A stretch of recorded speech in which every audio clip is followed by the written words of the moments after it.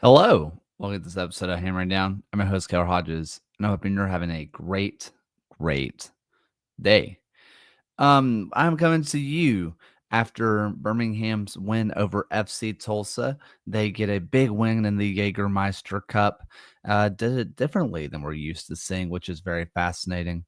And we also talk a little bit. We're going to talk just a little bit about the Indy 11 match that's coming up tomorrow as this is being released, I do believe. Unless it's coming up in like 2 days. Depends on because my internet's been down, has been this whole thing, and it whatever. It doesn't really matter to you. You don't really care. All you need to know is that we're playing Indy 11 soon. um, but I put out there, and I just kind of want to structure this episode off of some questions that I received. And I think it's how I want to structure how I want to talk about the FC Tulsa match, where Birmingham win 2-1. They get a little fortunate in a penalty call where I want to talk about the Damas call first. Damas gets a penalty called, and I'm torn on it. I have seen that not be given as a penalty so many times that I was shocked that it was.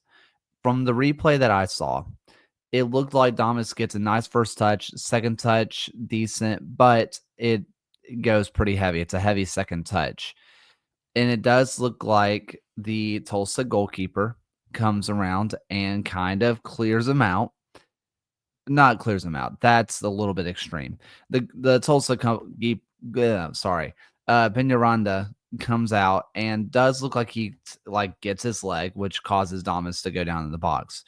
I think that Damas's touch is too far away from him. I don't think that Damas is getting to that ball, even if he gets around Peñaranda. However, technically, that contact still constitutes as a foul, and it's a penalty because it's in the box. Have I seen it not be given? Yes. Have I seen that same call go against Legion or go for Legion in that sense? Like someone's tapped someone, but they went down, but the ball was so far away from them that it had no impact on the play. I've seen that before. I've seen it a lot. Am I shocked that the ref called it? Yes. Do I think that by the letter of the law that he made contact, no contact with the ball, he made contact with player, player goes down, it causes player to go down, that by definition is a foul, it's inside the box, by definition is a penalty. I wouldn't have given it.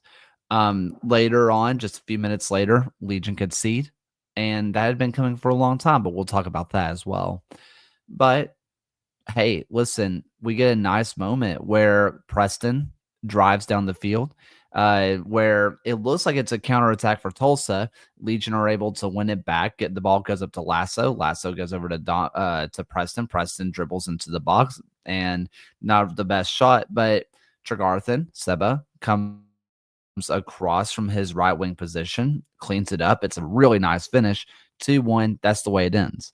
And if you're going to look at the expected stats, you're going to say, well, Tulsa absolutely battered Legion. You're going to say that Legion had no right to even be in this match. You're going to say, well, if we're looking at expected goals, which I'm a little bit into expected goals and that whole thing right now. I've been reading this book, Expected Genius, X Genius by James Tippett. And I've been kind of just learning a little bit more about things. And one thing that it mentions is it expected goals can't account for luck or bad refereeing decisions or someone gets hurt or a goalkeeper plays out of their mind. All it tells you is this team played better than this team according to the amount of goals that they were supposed to score.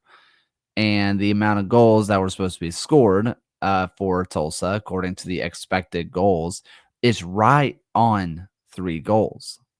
They had an expected goal, an XG of 3. Okay. What about Birmingham? It was not as much. I got to find the report, but I feel like it was just over 1 if I can find it again. Yes, 1.23, in which the penalty makes up 0.76 of that. So Legion, in terms of attacking prowess, was not really involved in this match, but that's not the point. The point for me is the defensive stability. What I saw defensively was impressive. I enjoyed it. So let's talk about what happened. Obviously, when you get into these cup situations, you're going to see a lot of rotation. Boy, did we see rotation.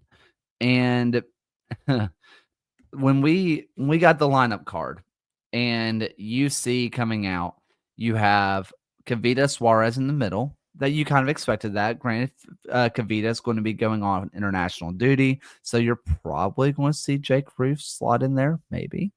Um, Okay, so Jake's on the left, Eric Centenio's on the right, which is kind of opposite from how they ended the match last week, where we had Centenio come over to the left-hand side whenever Dawson McCartney came out after Moses Mensah came out. It was a whole thing. Centennial is over on the right-hand side. We have Sam McLaughlin playing as the double pivot with Edwin Lasso playing against his former team, where Preston, Enzo, and Tregarthen over on the right-hand side with Damas up top. So you're looking at Damas, Enzo starters. Lasso's a starter. Tregarthen starts sometimes. I'm willing to call him a rotation piece, maybe a starter, depending on who's healthy. Obviously, Kavita's a starter. Roof is a starter. Suarez is a starter. Apparently, Centenio's a starter. Delgado is not a starter, but he's been playing all the cup matches. So it feels like a fairly attacking, a fairly strong lineup. You don't have Tyler Pastor in there. You don't have Danny Trejo in there. You don't have Kobe Hernandez Foster in there. But that's about it. And so one of the questions that I got, and it was really interesting to me that I just not really considered. Well, there's a couple things about Kobe Hernandez. There was Kobe Hernandez Foster's questions, and then there was what is the best Legion midfield? And I don't know. I think that when you look at the best Legion midfield, I think it depends. If I'm being really honest about what I've seen so far this year, I think that maybe the best midfield would be a Edwin Lasso with Tyler Pasher and Kobe Hernandez Foster. Let Lasso sit as that lone center back, which he did in this match, by the way. I say center back, like a holding mid. He was sitting a whole lot deeper, and Semicolatan was honestly sitting more or less right along with Enzo.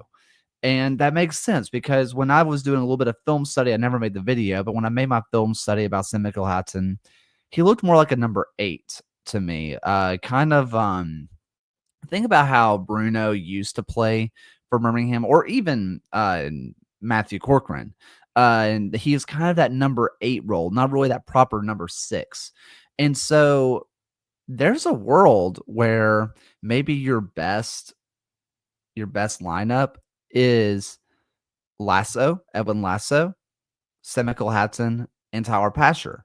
And you have these dual number 8s in the midfield with Pasher and Mickelhausen, with Lasso sitting deep. But you also have to have the conversation of where does Enzo go? And Enzo has been talked about so many times as the emotional leader. And we saw it against who did we play a few weeks ago? Oh my gosh. Detroit City, when Enzo gets the goal disallowed for kind of no good reason. And his intelligence is there. And when he's on, he's on. But if we're looking at talent, not talent, Enzo's extremely talented. That's not what I mean. But if you're looking at who fits this current iteration of Legion, maybe it's those three. However, there's another question I want to hit. And it was, why do they start so slow? What's with that? And honestly, I think if you take Enzo off the pitch, there is no energy. I dare you tomorrow when we play Indy 11, I want you, well, Fanwell Kavita's not going to be there. Even better point. Just watch Enzo. Watch what he's doing in terms of energy and fire and aggression because he and Fanwell Kavita are like fighting everybody to like get some energy, get hyped up. Let's go. Let's get some energy about us. Let's come on, come on, come on.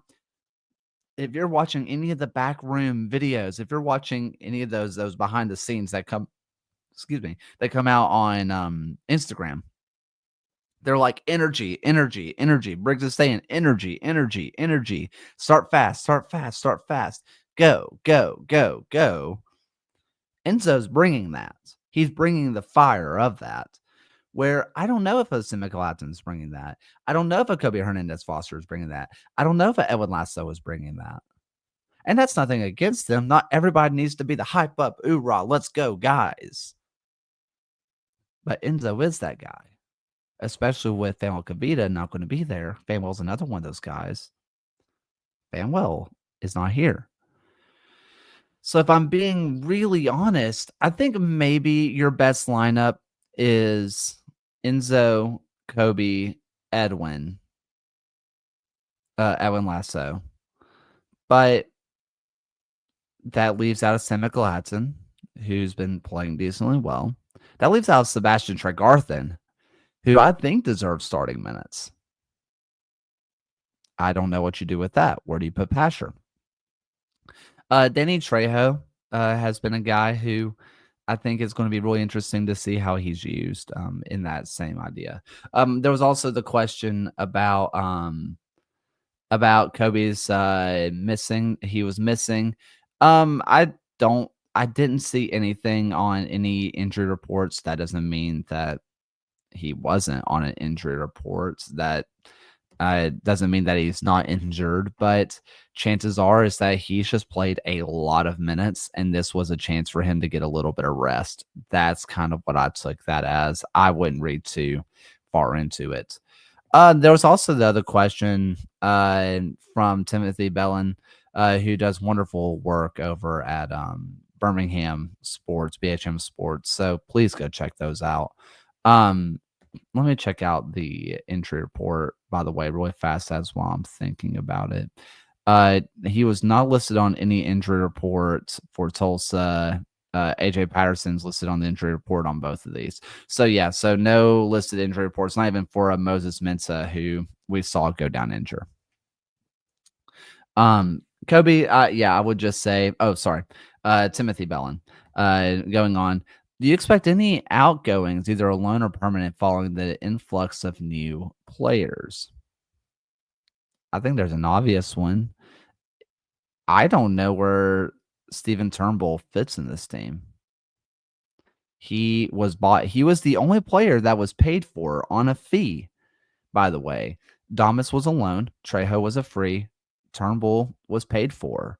And he's admitted in different interviews that he was shocked and he didn't really want to leave Rhode Island.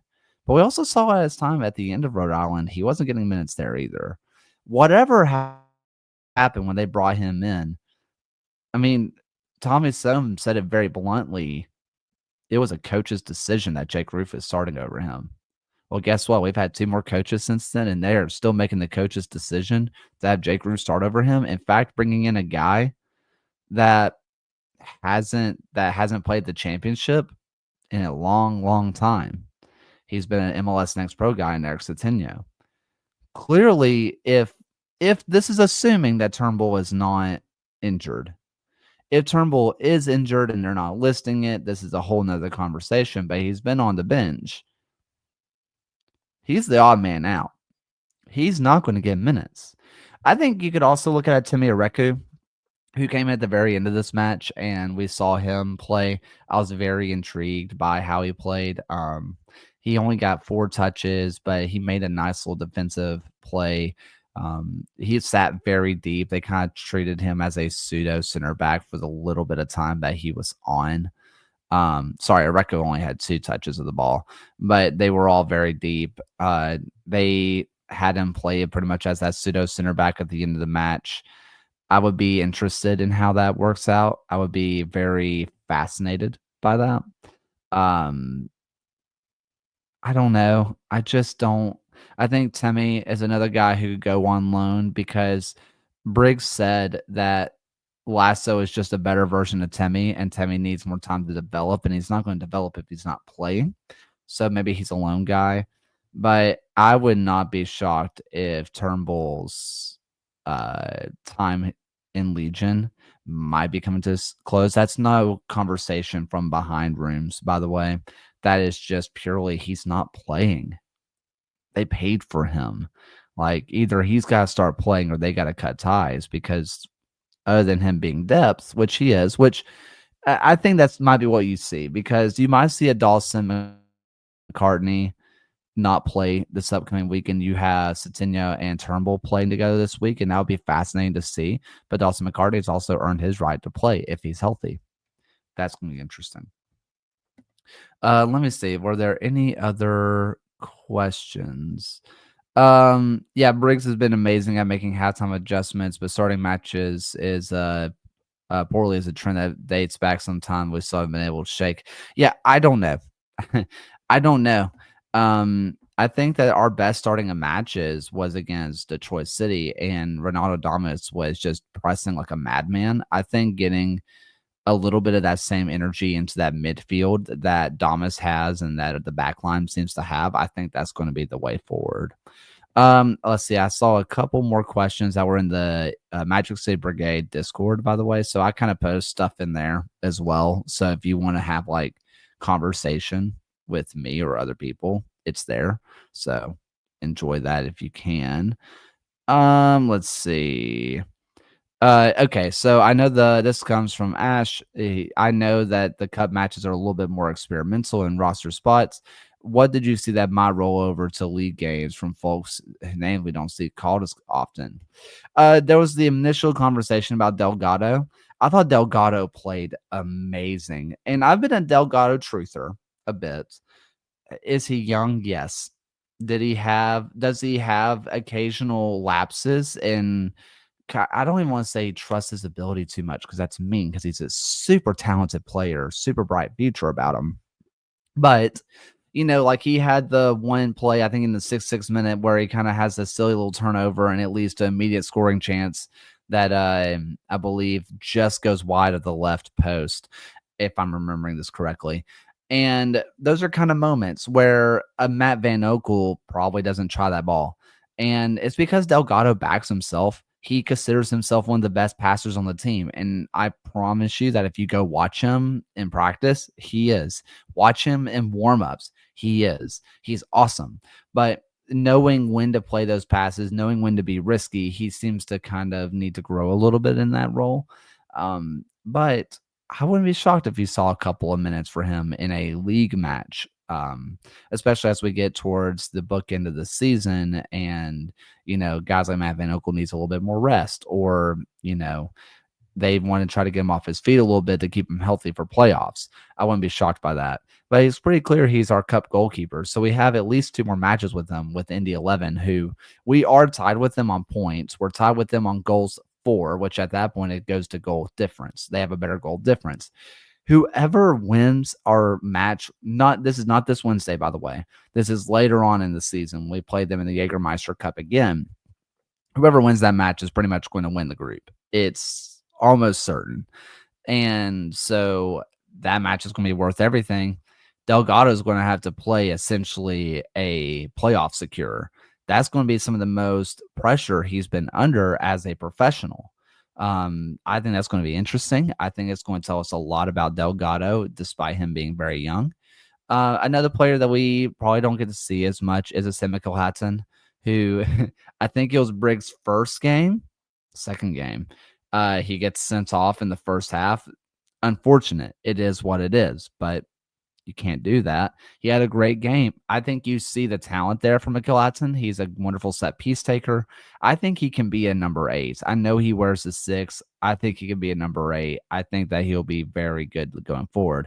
To Miraku, I think that maybe he could have a spot as a center back if he wants to be that. Think, like I said this before, think kind of Bolu Akinyode-esque, not as polished by any means, but he can kind of float back and forth. I think that'll be fascinating. Preston, everybody kind of knows Preston. Preston is fast. He is technical. He can get in behind. He causes issues. He's probably going to be super sub for the rest of the year.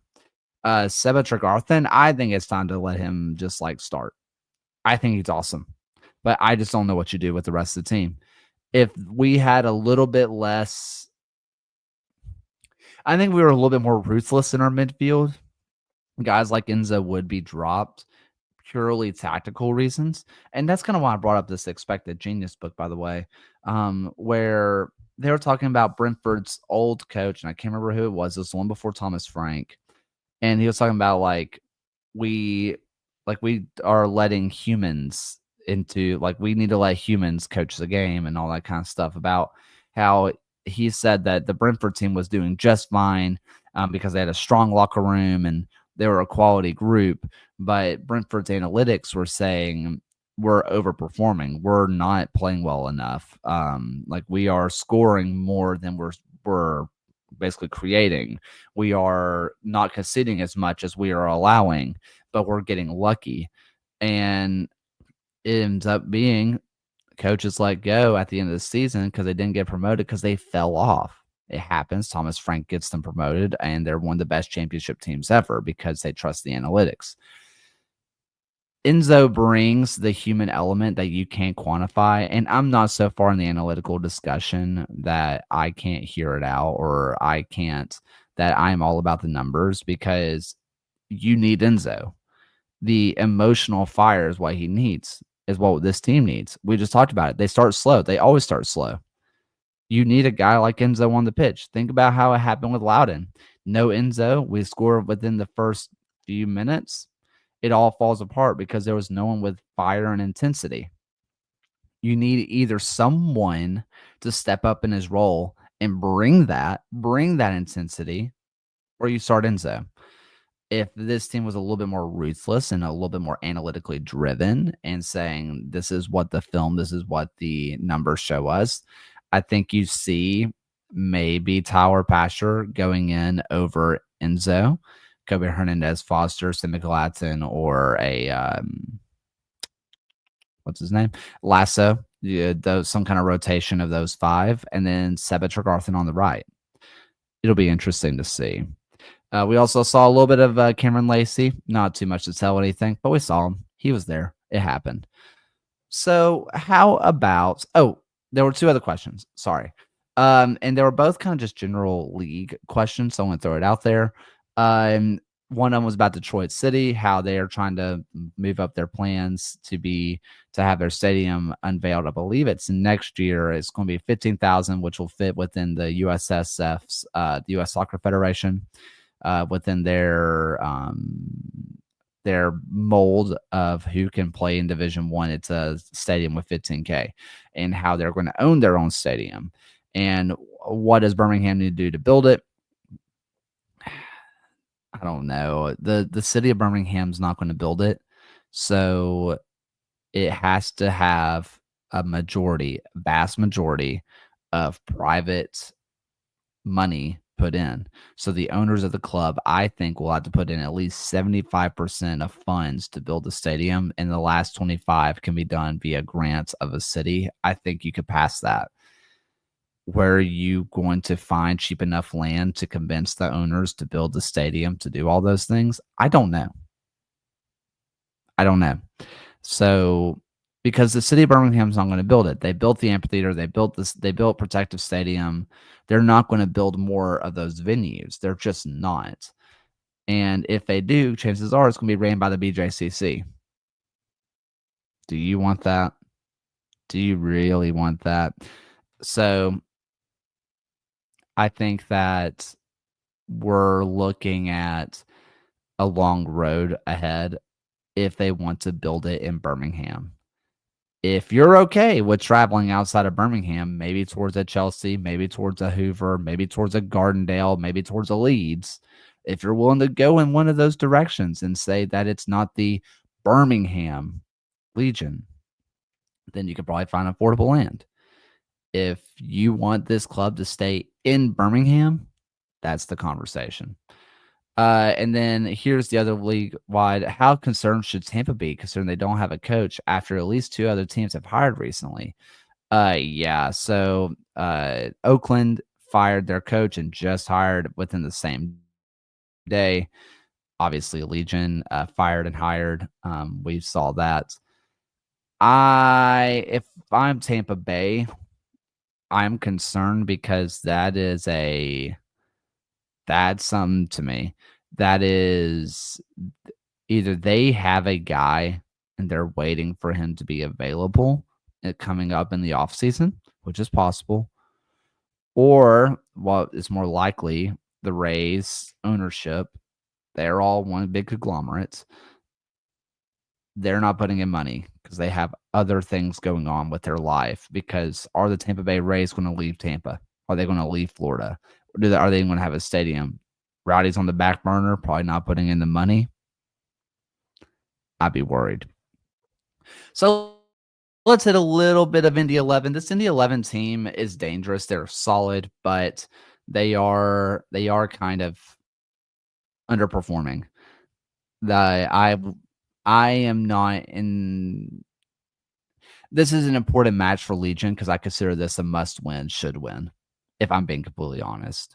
Bruno Rendon is right back, right mid kind of option for them, who is very, very, very, very good. Elvis Samo pops up from time to time. He is very good when he is on. Malik Foster has been underperforming, but he is a really good option. He is a really good player. Jack Blake is one of the best players in this league, and he can kind of play anywhere from attacking mid to left mid to center mid. He does a lot. He's awesome. Aiden Quinn is one of the best central midfielders that this league has ever seen, but he's a little bit past his prime, if we're being really honest. James Murphy goes from, I believe it was Detroit City, over to Indy. He has not reclaimed that fire that he once had. If we're looking at the backline, Benefemu, old friend from Birmingham. He's scored against us when he played for Miami. But Benefemu, he is there, and he is probably their best center back right now. This is a team that is underperforming, and I don't see a bright spot coming. They do have a guy who should scare you, and that is Edward Kizera. Or sorry, Edward Kiza. If you don't remember that name, he scored against us 4 times. He was the one that scored the 2 goals and a penalty in the Pittsburgh playoff game, and then he scored against us again. If Kiza plays, I'm afraid. But Romario Williams, he's been all right. You probably remember him. If you're an Atlanta United fan, you probably know who that is. He's been fine.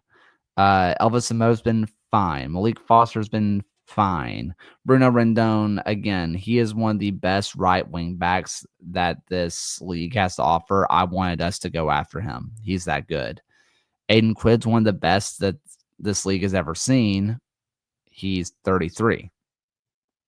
Jack Blake, again, one of the best the league's ever seen. He's getting older as well. I think that Cameron Lindley, if I remember right, got hurt, so he's not really an option here. And out of their center backs, Callum Chapman-Page, Patrick Hogan, but even then, Hogan hasn't been amazing this year. He's been fine, but he hasn't been amazing. And that's been kind of summing up this entire Indy team. This is a must-win, should win. If Legion don't walk out with a win with this match, assuming nothing insane happens, like 2 players get sent off or, an insane penalty is given or whatever, this is a match that Legion should win. Absolutely. They need to win. If Legion is serious about making the playoffs, they need to beat this Indy 11 team. Thank you all so much for listening. I appreciate you all. Until next time, guys, keep hammering on.